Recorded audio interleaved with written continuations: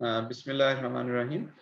Global and regional food consumption patterns and trends, इसको हम भाई डिस्कस कर रहे हैं आप लोगों के साथ। और अभी तक इसमें से हम जो एडवर्स डाइटरी चेंजेस और इनकी रीजंस उनको आपके साथ डिस्कस कर चुके हैं। और इसके बाद फिर हमने जो डाइटरी ट्रेंड्स के अंदर चेंजेस नज़र आ रही हैं, स्पेशली डाइटरी एनर्जी के हवाले से अगर बात की जाए, या फिर डाइटरी फैट की बात की जाए, या फिर एनिमल प्रोडक्ट्स की जो कंजम्पशन है इसको देखा जाए, तो ये तीनों चीज़ें जो है ना, हमने देखा है कि जैसे जैसे लोगों की इनकम बढ़ती है, या जो कंट्रीज़ हैं वहाँ पे उनकी जीडीपी जो है वो इंक्रीज़ होती है, तो अल्टीमेटली वहाँ पे इनटेक ऑफ डाइटरी फैट और इनटेक ऑफ एनिमल प्रोडक्ट्स जो है वो राइज़ होता नज़र आता है। तो आज हम बात करेंगे कंजम्पशन ऑफ फिश और फ्रूट्स एंड वेजिटेबल के ट्रेंड्स की, और इसके बाद फिर लास्टली हम देखेंगे कि इनकी फ्यूचर जो है ना वो आउटलुक क्या है। तो availability and consumption of fish अगर हम देखें, तो 1970s में भी हमें नजर आता है कि जो मैरीन और इनलैंड जो फिश को कैप्चर किया जाता था ड्यूरिंग 1950s एंड 60s, इसमें 50s और 60s के दरमियान तो हमें बड़ा इंक्रीज नजर आता है, लेकिन 70s में जाके ये लेवल्ड ऑफ हो गया। ठीक है, इसका मतलब क्या है भाई, कि जो मैक्सिमम रिसोर्सेज थे वो नेचुरल हमने एक्सप्लॉइट कर दिए। ठीक है, और अल्टीमेटली जो वहाँ का स्टॉक था ना, बेसिकली जो नेचुरल स्टॉक था, उसको हमने बेसिकली डिप्लीट कर दिया। तो बेसिकली इसके अंदर ज़ाहिर है पॉपुलेशन की ग्रोथ भी इसका फैक्टर होगी, इनकम जो है और एजुकेशन वो भी इसके अंदर जो है ना वो स्टिमुलेंट का रोल प्ले करते हैं। तो अल्टीमेटली अब हमारे पास क्या ऑप्शन रह जाता है कि फिश की कंजम्पशन तो बढ़ती जा रही है?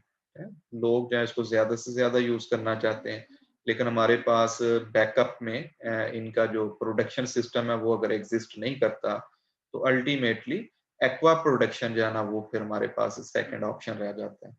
तो एक्वा प्रोडक्शन क्या है कि आप just like poultry farming, agriculture farming, आप फिश फार्मिंग जो है वो शुरू कर देते हैं। ठीक है, तो एक्वा प्रोडक्शन जो है वक्त के साथ साथ इसमें हमें ग्रोथ जो है वो नजर आती है।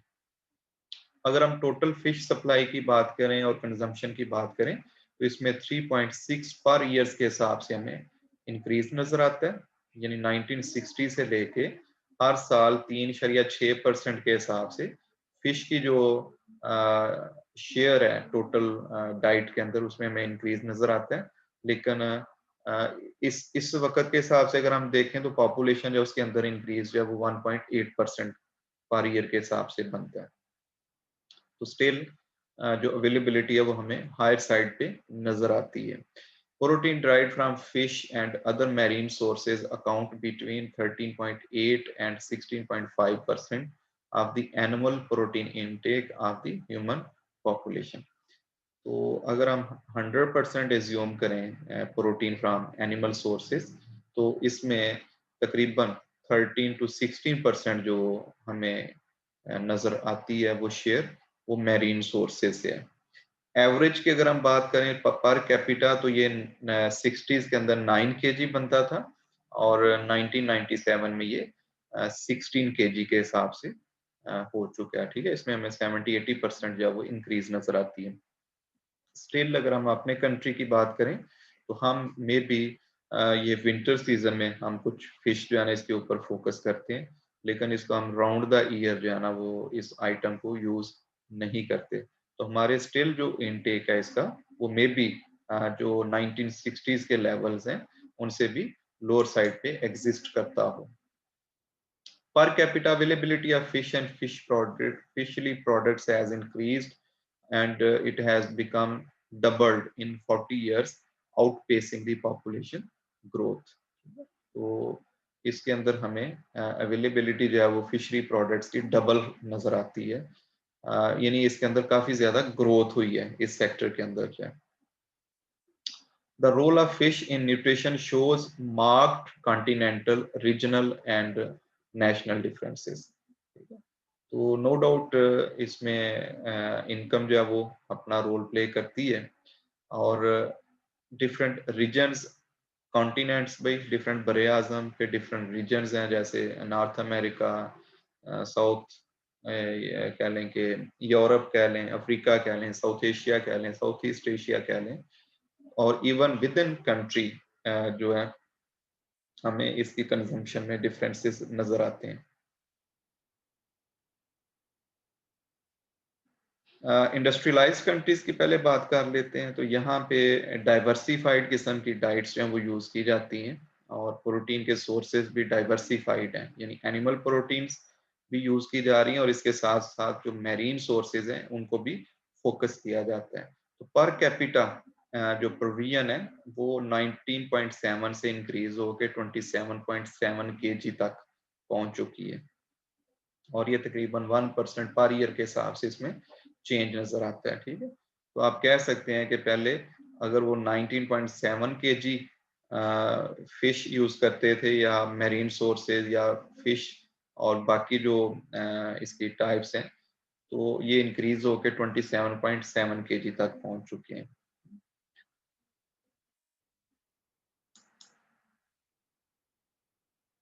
जब हम लो इनकम कंट्रीज की बात करें तो यहाँ पे ये तकरीबन 30% of diet of the rich countries जो है ना वो यहाँ पे हमें फिश का जो है वो शेयर नजर आता है, या फिश की सप्लाई नजर आती है in developing countries as compare to rich countries. This gap has gradually reduced such that in 1997 average fish consumption in these countries was 70% of that of the more affluent economies। तो 60s में 30% यहाँ पे fish की consumption थी developing countries के अंदर या low income countries के अंदर, जो कि 2000 के अंदर आफ्टर 40 years इसमें हमें 70% जो है ना वो नजर आ रही है। ठीक है, 70% of the affluent countries means के इसके अंदर 40% जो है वो इंक्रीज नजर आ रहा है। Overall, over the past 4 decades, however, the share of fish proteins in animal proteins has declined slightly because of faster growth in the consumption of other animal products। तो बाज दफ़ा बाकी फूड प्रोडक्ट्स की जब availability ज़्यादा हो जाती है तो फिर ज़ारा कुछ प्रोडक्ट्स में सेक्रीफाइस करना होता है। Currently, 2/3 of the total food fish supply is obtained from capture fisheries in marine and inland waters. Inland waters पे डैम्स हो सकते हैं, रिजर्वायर्स हो सकते हैं, मैरीन सोर्सेज जो हैं वो आपको जो भी समंदर वगैरह लगते हैं। तो तकरीबन 2/3 भाई सप्लाई जो है 60-65% सप्लाई जो है वो हमें यहाँ से नजर आती है, और इसके अलावा जो 1/3 बच जाता है वो एक्वाकल्चर से हमें मिलती है। Recent increase in per capita availability has been obtained from aquaculture production, both traditional rural aquaculture and intensive commercial aquaculture of high value species। ठीक है, तो नॉर्मली पहले लोगों ने जैसे पोल्ट्री फार्मिंग में हम अब देखते हैं ना कंट्रोल्ड शेड्स आ गए हैं, जिसमें सारी कंडीशंस जो है वो हम अंडर कंट्रोल रखते हैं, टेम्परेचर कंट्रोल्ड हैं, तो फिर हमें अराउंड द ईयर जो है ना वो पोल्ट्री की प्रोडक्शन मिल जाती है। इसी तरह एक्वाकल्चर के अंदर भी बहुत सारी एडवांसमेंट्स आ चुकी हैं। ठीक है, यानी इनलैंड फिशरीज जो है ना इसके अंदर भी हमें एडवांसमेंट्स नजर आती हैं। वो फीड के वाले से हो सकती हैं, वो ब्रीड के वाले से हो सकती हैं। मैं टाइम मिला तो फिर मैं आपके साथ कुछ वीडियो ट्यूटोरियल्स भी शेयर करूंगा, जिसमें आप देखेंगे कि अब एग्रीकल्चर जो है ना वो मॉडर्नाइजेशन होती जा रही है। ठीक है, और इसमें एक्वा और एग्रो दोनों को भी साथ मिला के भी कोशिश की जा रही है कि एग्रीकल्चरल कमोडिटीज भी प्रोड्यूस की जाए, और उसी एरिया में फिश फार्मिंग जो है उसको भी किया जाए। तो फिश जो almost 180 kilo calories per capita per day भाई टोटल जो हमारी कैलोरी इनटेक है इसके अंदर इसका शेयर जो है वो इतना नजर आता है। लेकिन ये हर जगह इतनी अमाउंट में इसका शेयर नजर नहीं आता। ये स्पेशली आइसलैंड, जापान और कुछ आइलैंड्स जो हैं स्पेशली वहाँ पे हमें इतना हाई इसका इंटेक नजर आता है, because they have strong preferences for fish. और टिपिकल जब हम बात करेंगे तो ये 20 to 30 kilo calories per capita per day के हिसाब से इसकी एवरेज निकलती है। Worldwide, about 1 billion people rely on fish and as their main source of animal protein। ठीक है, जो स्पेशली साहली इलाके हैं भाई, जो समंदर के किनारे जो कंट्रीज एग्जिस्ट करते हैं, वहाँ पे यूज ऑफ फिश जो है वो हमें ज्यादा नजर आता है। About 20% of the global population derive at least 1/5 of their animal protein intake from the fish, and some small island states depend almost exclusively on the fish। तो तकरीबन एवरेज निकालें तो 20% के हिसाब से जो है वो शेयर इन एनिमल प्रोटीन जो है वो फिश से बनता है। अब डाइटरी गाइडलाइंस भी हम ग्लोबली अगर हम देखें तो, या इसके अलावा जो फूड गाइड पिरामिड्स हमें डिफरेंट कंट्रीज की नज़र आती हैं, या बैलेंस डाइट की जब हम बात करते हैं, तो अब फिश की रिकमेंडेशंस जो है ना वो डेली डाइट के अंदर बढ़ती जा रही हैं। ठीक है, तो जिसकी वजह से इस सेक्टर में ग्रोथ के चांसेस जो हैं वो डेवलप हो रहे हैं। तो हम पहले ही बात कर चुके हैं कि मैरीन सोर्सेज ऑलरेडी एग्जॉस्ट हो चुके हैं, तो इसमें फिर एक्वा कल्चर जो है ना वो कह लें कि ज़्यादा इम्पोर्टेंट जो है ना वो रोल प्ले कर सकता है। लेकिन इसमें सस्टेनेबिलिटी को डेफिनेटली ज़हन के अंदर रखना चाहिए। ठीक है, सेकंड इसके अंदर हमें जो चेंज नज़र आती है कि फिश मील जो है ना, इसको लाइव स्टॉक प्रोडक्शन के लिए जो फीड बनाई जाती है उसके अंदर भी यूज़ किया जा रहा है। तो अल्टीमेटली ये भी एक प्रेशर इन फ्यूचर हो सकता है। और एक तो फिश की सप्लाई नहीं पूरी हो रही रिकमेंडेशंस की वजह से, हेल्दी होने की वजह से, और दूसरा मजीद एक रास्ता खुल गया है कि इसकी यूटिलाइजेशन जो है ना वो बढ़ गई है फीड बनाने के लिए, एनिमल फीड के लिए। तो अल्टीमेटली हो सकता है कि इन फ्यूचर जो है वो ह्यूमन कंजम्पशन के लिए फिश इतनी अवेलेबल ना हो। Consumption of fruits and vegetable की अगर हम बात करें तो भाई ये बेसिकली डाइवर्सिफाइड डाइट्स और न्यूट्रिशियस डाइट्स हैं, उनके अंदर इनका बड़ा इम्पोर्टेंट रोल है। लेकिन अगेन इसमें हमें रीजनल और कंट्री स्पेसिफिकली अगर हम देखें तो हमें बहुत ज़्यादा वेरिएशन नज़र आती है। तो डेवलपिंग कंट्रीज में अगर हम इंडिया की एग्जांपल लें तो यहाँ पे फ्रूट्स एंड वेजिटेबल का इंटेक जो बहुत कम है, 120 to 140 ग्राम पर पर्सन पर डे के हिसाब से इसकी अवेलेबिलिटी बनती है। और अगर हम इसमें पोटैटो और जो बाकी ट्यूबर्स हैं उनको भी शामिल कर लें तो एडिशनल 100 ग्राम यहाँ से आ जाएगा, और 40 ग्राम जो है वो पल्सेस से कह लें कि अवेलेबल है। तो स्टिल यहाँ पे जो share of fruits and vegetable है वो हमें कम नजर आता है एज कंपेयर टू चाइना, जहाँ पे ये 369 ग्राम पर कैपिटा पर डे के हिसाब से जो है वो एग्जिस्ट करता है। अगेन हमें अर्बन रूरल एरियाज को हम देखें और तो हमें इनकम डिस्पैरिटीज भी नजर आती हैं, और इनकम डिस्पैरिटीज की वजह से भी अर्बन पॉपुलेशन जो है वो फ्रूट्स एंड वेजिटेबल का ज्यादा इस्तेमाल करती है, हाई इनकम होने की वजह से और ज्यादा एक्सेसिबिलिटी होने की वजह से इनकी डाइट्स भी ज्यादा डाइवर्सिफाइड और varied as compare to rural population. 1998 का डाटा में बताता है कि WHO ने जो 14 रीजन्स में दुनिया को डिवाइड किया हुआ है, तो 6 आउट ऑफ 14 WHO रीजन्स, वहाँ पे हमें फ्रूट्स एंड वेजिटेबल की जो यूटिलाइजेशन है वो रिकमेंडेशंस के इक्वल या ज्यादा नजर आती है।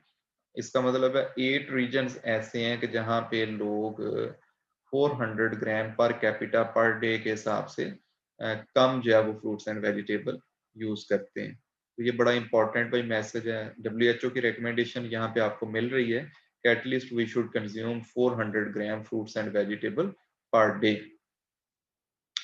अब इसमें अर्बनाइजेशन जैसे जैसे बढ़ती जा रही है तो फिर आपको पता है कि जो ज़मीन है कल्टीवेशन के लिए उसके ऊपर प्रेशर पड़ता है, और अल्टीमेटली फिर मॉडर्न तरीके से जो फ्रूट्स एंड वेजिटेबल्स हैं इसकी प्रोडक्शन के ऊपर फोकस किया जा रहा है। पेरी अर्बन हॉर्टिकल्चर भाई, जिसमें शहरों के अंदर जो है ना फ्रूट्स एंड वेजिटेबल्स को प्रोड्यूस किया जाए, इसके ऊपर इन्वेस्टमेंट जो है वो बढ़ती जा रही है। दुनिया अब वर्टिकल फार्मिंग की तरफ जा रही है। जैसे जैसे जमीन कम होगी, मॉडर्न फार्मिंग जो है वो वर्टिकल फार्मिंग में कन्वर्ट होती जाएगी। नो डाउट ये इसमें इन्वेस्टमेंट शुरू में ज्यादा चाहिए, लेकिन with the passage of time जो है ये इसके बहुत सारे एडिशनल बेनिफिट्स हैं कि शहरों में लोगों को fresh fruits and vegetable available हो सकते हैं, अराउंड द ईयर अवेलेबल हो सकते हैं। और इसमें जो ट्रांसपोर्टेशन कास्ट है, क्योंकि ये पेरिशेबल कमोडिटीज हैं, एक तो इनके पोस्ट हार्वेस्ट लॉसेज ज्यादा हैं, ट्रांसपोर्टेशन के दौरान लॉसेज हैं। दूसरा इसमें समझ लें कि ट्रांसपोर्टेशन इकोनॉमिकल नहीं रहती, क्योंकि आप 60-70% तो तकरीबन वाटर को कैरी करके लेके जा रहे हैं ना एक एरिया से दूसरे एरिया तक जो है। तो ये मैंने कुछ यहाँ पे एग्जांपल्स आपको दिए हैं। आप देख सकते हैं कि बड़े बड़े स्काई स्क्रैपर्स या आपको यहाँ पे मल्टी स्टोरी बिल्डिंग्स नजर आ रही हैं, और उनके साथ साथ पॉकेट्स में अब ऐसे एरियाज भी एग्जिस्ट करेंगे कि जहाँ पे लोग अर्बन जो कल्टीवेशन है इसकी तरफ फोकस कर रहे हैं। ये एक और विजुअलाइजेशन है। यहाँ पे आप देखें तो आप ये मल्टी स्टोरी फार्म्स जो है ना वो वर्टिकल फार्म में डेवलप हो रहे हैं। और ये एक रिक्रिएशनल भाई, ये अर्बन टूरिज्म को भी आप इसमें प्रमोट कर सकते हैं। यहाँ पे लोग आए और कुछ टाइम भी वो स्पेंड कर सकते हैं, जस्ट लाइक जैसे हम शॉपिंग सेंटर्स को विजिट करते हैं, और यहाँ पे फिर फ्रेश कमोडिटीज भी उनको अवेलेबल हो सकती हैं। पाकिस्तान में भी ऑलरेडी टनल फार्मिंग की वजह से आपको राउंड द ईयर जाना, अब जो सैलेड के लिए स्पेशली कुकम्बर या टोमेटो या इस तरह की प्रोडक्ट्स हैं वो अवेलेबल हैं। और सेकंड इसमें ये भी पॉसिबल हो गया कि जो कमोडिटीज आप पहले एरिया स्पेसिफिक होती थी, उनको भी आप कंट्रोल्ड इन्वायरमेंट की वजह से ग्रो कर सकते हैं।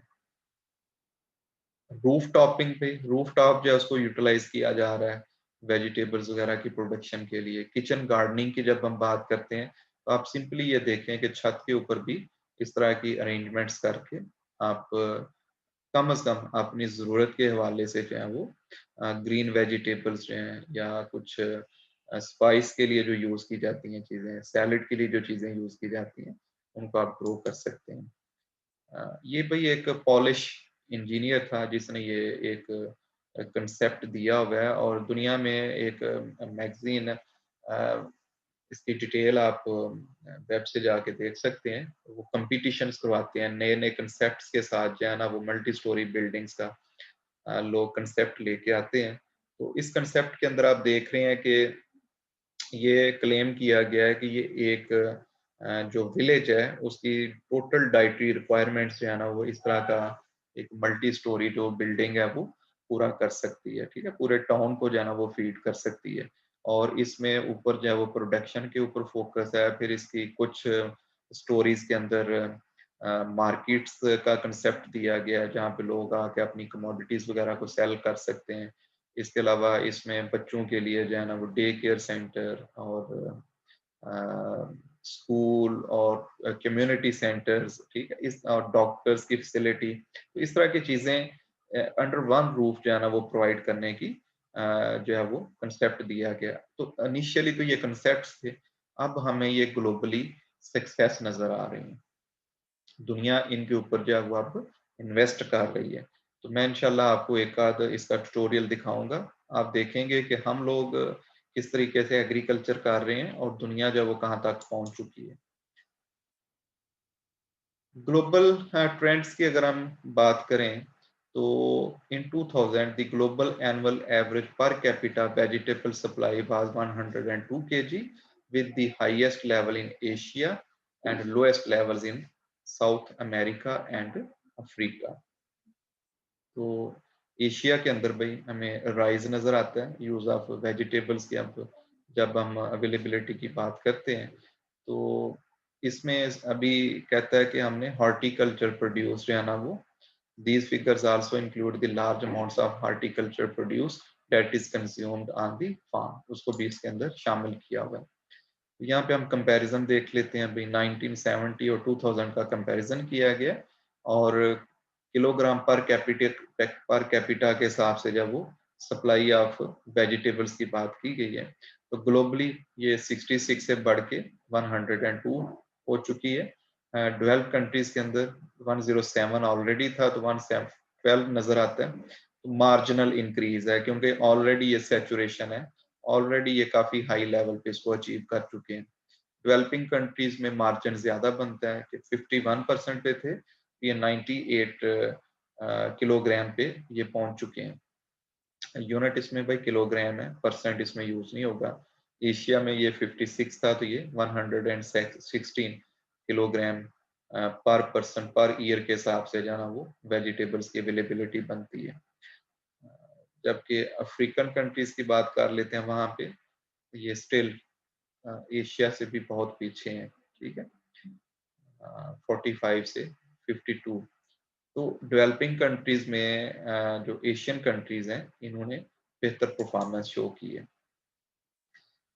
ऑलमोस्ट हर रीजन और कंट्रीज के अंदर आपको इंक्रीज नजर आती है, ठीक है, एक्सेप्ट अफ्रीकन कंट्रीज। यहाँ पे आप देखें तो आप देखते हैं कि सप्लाई इसकी जो है ना वो 1970 से लेके 2000 तक हमें स्टैग्नेंट नजर आती है, जबकि बाकी चाहे वो डेवलपिंग कंट्रीज हैं, लो इनकम कंट्रीज हैं, ग्लोबल ट्रेंड है, या यूएसए और यूरोप की बात की जा रही है, तो उसमें हमें इंक्रीज ही नजर आता है। ठीक है, किसी में इंक्रीज कंपैरेटिवली कम हो सकता है, लेकिन ओवरऑल यहाँ पे हमें सप्लाई किलोग्राम पर कैपिटा के हिसाब से जो है वो इंक्रीज होती नजर आ रही है with the passage of time.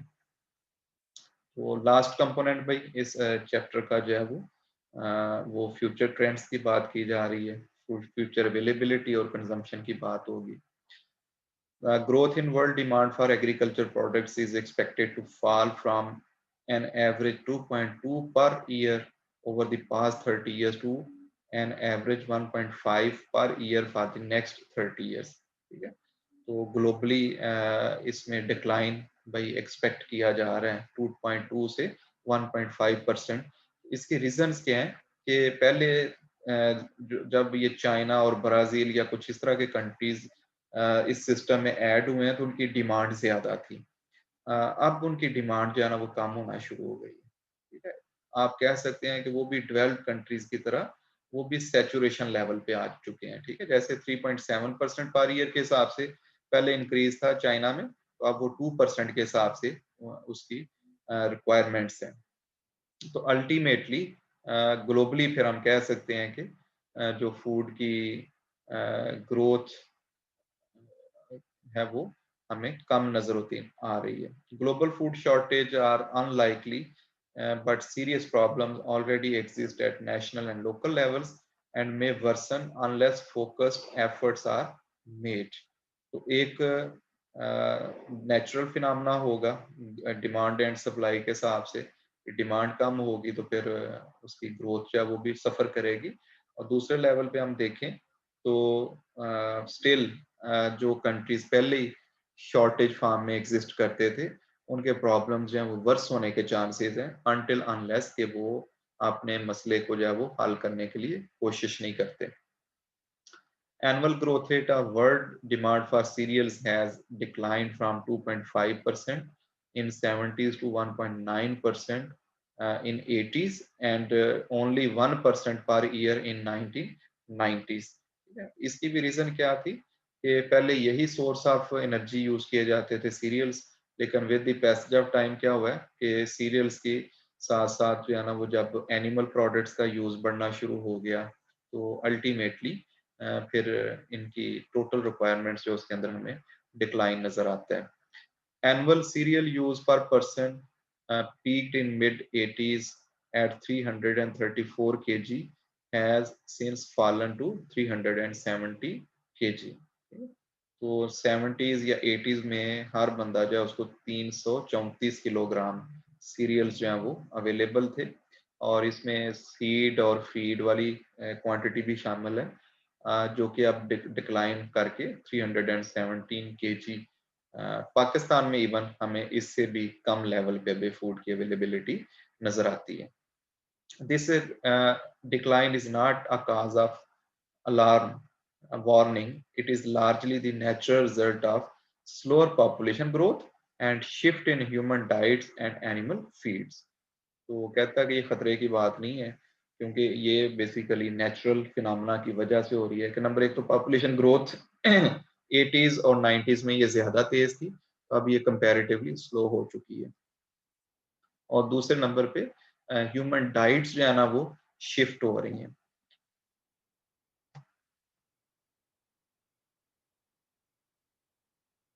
The growth rate in the demand for cereals is expected to rise again to 1.4% per year up to 2015 and slowing to 1.2% per year thereafter. In developing countries, overall cereal production is not expected to keep pace with the demand. No doubt population growth भी developing countries में अभी comparatively इसका growth rate जो है वो ज्यादा है, ठीक है, ग्लोबल से जब हम कंपेयर करते हैं। और दूसरा क्योंकि यहाँ पे अभी इतनी मॉडर्नाइजेशन नहीं है, इतनी इंटेंसिव फार्मिंग नहीं की जा रही, इतने रिसोर्सेज नहीं है इनके पास कि इनपुट्स जो है ना वे प्रॉपरली इसमें ऐड कर सकें, तो अल्टीमेटली ये नेट डेफिसिट रहेंगे फूड के अंदर, ठीक है। और इनकी जो डेफिसिट है वो पढ़ने के चांसेस हैं, जो कि 9% थी 2000 तक, ये 14% होने के चांसेस हैं 2030 तक। अब ये जो डेफिशिएंसी है इसको कौन फुलफिल करेंगे? ग्रेन एक्सपोर्टर्स, वो कंट्रीज जो पहले ही सरप्लस फार्म में एग्जिस्ट करते थे। और दूसरे नंबर पे देयर आर चांसेस के जो ट्रांजिशन कंट्रीज थे वो अगेन अपनी जो है वो पेस को पकड़ लेंगे और अल्टीमेटली वो भी एक्सपोर्ट करने के काबिल हो जाएंगे। तो इस तरह हम कह सकते हैं कि अगेन जो ट्रेड की वजह से जो डेफिशिएंसीज होने के चांसेस हैं डेवलपिंग कंट्रीज में, उनको पूरा किया जा सकता है। ऑयल क्रॉप्स की अगर हम बात करें तो ये सेक्टर बड़ा तेजी से फैला अभी पहले, ठीक है। 75 मिलियन हेक्टेयर्स जो है ना वो यहाँ तक इसकी एक्सपेंशन हो गई थी 1970s में। और फिर at the end of 19s, while cereal area fell by 28 million hectare over the same period. तो डेफिनेटली जब एक क्रॉप पे लोग ज्यादा फोकस करना शुरू कर देते हैं तो दूसरी क्रॉप्स जो होता है ना उनका एरिया डिस्टर्ब होना शुरू हो जाता है। जैसा कि इंडोनेशिया और मलेशिया में हम देखें तो वो ज्यादातर अब अपनी जो पॉम ऑयल की प्रोडक्शन है इसके ऊपर फोकस कर रहे हैं। और वहाँ पे जो नेचुरल उनके फॉरेस्ट थे उसको भी बड़ा तेजी से वो खत्म करते जा रहे हैं और उनकी जगह पे पॉम ऑयल के ट्रीज जो है ना उसकी कल्टीवेशन हो रही है। तो नेचुरल डाइवर्सिटी जो है ना, बायोडाइवर्सिटी जिसको हम बोलते हैं, डेफिनेटली वो तो इफेक्ट हो रही है। Future per capita consumption of oil crops is expected to rise more rapidly than that of cereals. These crops will account for 45 out of every 100 extra kilocalories added to average diets in developing countries between now and 2030. तो develop countries में भी already share जो है वो fat का higher side पे है, तो इंक्रीज होने के चांसेस ज्यादा कहाँ बनते हैं? जहाँ पे पहले लोअर लेवल एग्जिस्ट करते हैं। So we are talking about the developing countries. Developing countries में मजीद अगर 100 कैलोरीज ऐड होती हैं तो 100 में 45 कैलोरीज जो है ना वो फैट्स की तरफ से हो सकती हैं। तो इससे हमें फ्यूचर के हिसाब से क्या इंडिकेटर मिलता है कि ऑयल क्रॉप्स जो है ना इनकी ग्रोथ करनी चाहिए, ग्रोथ होनी चाहिए ताकि रिक्वायरमेंट्स को पूरा किया जा सके।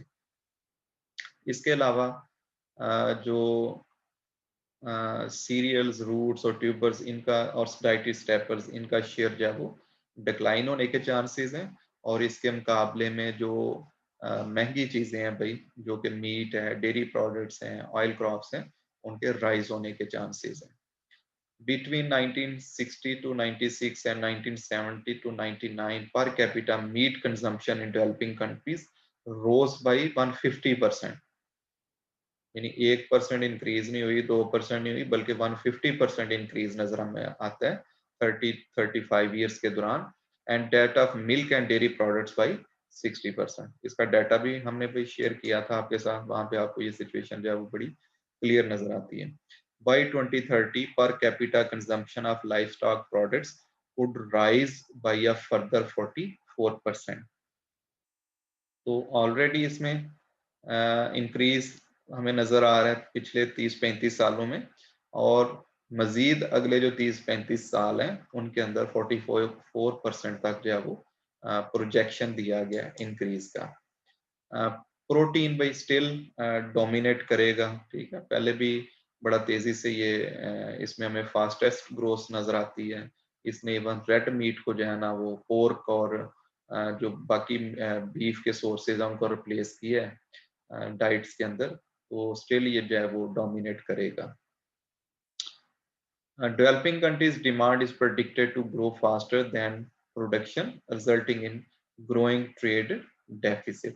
तो अगर हम डेवलप्ड और डेवलपिंग का मुवाजना करें तो डेवलपिंग कंट्रीज में ज़्यादा डिमांड है भाई, और चूंकि उस हिसाब से वो ग्रोथ नहीं कर पाएंगे तो रिजल्टेंटली वहाँ पे ट्रेड डेफिसिट होगा, और ultimately they will have to import this stuff from the net exporters.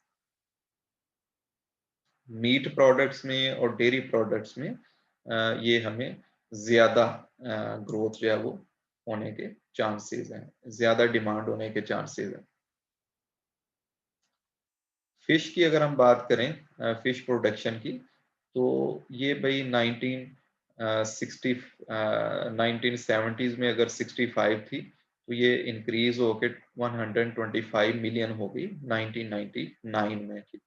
तकरीबन 30 सालों के अंदर, बल्कि हाँ 30 सालों के अंदर इसमें हमें 65 से 125 मिलियन तक ग्रोथ नजर आई है, ठीक है। When the world average intake of fish and other marine sources reached 16.3 kg per person, तो 30 सालों में रिक्वायरमेंट भी बढ़ के भाई 16.3 kg तक पहुंच गई, तो हमें इसकी प्रोडक्शन के अंदर भी ऑलमोस्ट डबल जो है वो ग्रोथ नजर आती है। 2030 के अंदर इसमें मजीद इजाफा होने के चांसेस हैं, तो जब ये एनुअल जो रिक्वायरमेंट है पर पर्सन वो 16.3 kg से बढ़ के 19 to 20 kg पर पर्सन होने के चांसेस हैं, ठीक है। तो अल्टीमेटली ये जो 125 है ये 150 to 160 मिलियंस इसकी एनुअल जो है ना वो अगर अवेलेबिलिटी होगी तो फिर हर बंदे को ये 19 से 20 केजी के हिसाब से फिश जो है वो अवेलेबल होगी। तो ऑलरेडी बेसिकली हम बात कर चुके हैं कि मैरीन सोर्सेज जो हैं वो अब एग्जॉस्ट हो चुके हैं, लेवल्ड हो चुके हैं, तो अगेन एक्वा कल्चर के अंदर हमें ग्रोथ नजर आती है, और इसके अंदर लोग जितनी ज्यादा इन्वेस्टमेंट करेंगे उतना ही बेहतर है। So it is expected to continue to grow rapidly at rates of 5 to 7% per year up to 215. So this is basically the document जिसको हमने डिस्कस किया है, global and regional food consumption patterns and trends, और book जो WHO की published है इसका नाम है भाई diet nutrition and prevention of chronic diseases, और इसके अंदर जो चैप्टर है वो global and regional food consumption patterns and trends के नाम था। इसको भाई हमने ये 2003 में पब्लिश हुई थी, इस डॉक्यूमेंट को आपके साथ जो है ना वो लेक्चर के अंदर